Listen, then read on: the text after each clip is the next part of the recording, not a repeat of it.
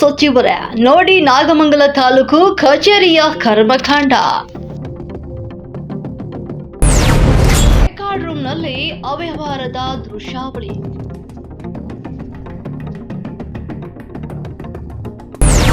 Nagamangala record ರೂಮ್ನಲ್ಲಿ ಸಂಜೆ 5:30 ನಿಗದಿತ ಸಮಯ ಮೀರಿ ಕರ್ತವ್ಯ ನಿರ್ವಹಿಸಿ ಅವ್ಯವಹಾರದಲ್ಲಿ ತೊಡಗಿರುವಂತಹ ಅಧಿಕಾರಿಗಳು.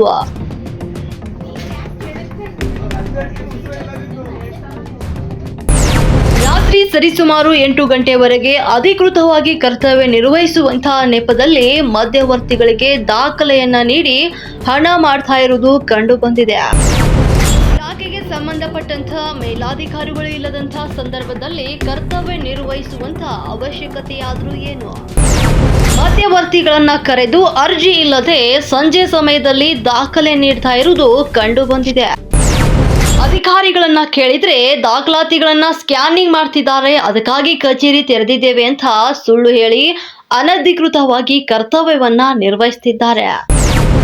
ಇಂತಹ ಸಮಯ ಪ್ರಜ್ಞೆ ಇಲ್ಲದ ಅಧಿಕಾರಿಗಳ ಮೇಲೆ ಇಲಾಖೆ ಯಾವ ರೀತಿ ಕ್ರಮ ಕೈಗೊಳ್ಳುತ್ತಾರೋ ಅಂತ ಕಾದು ನೋಡಬೇಕಾಗಿದೆ.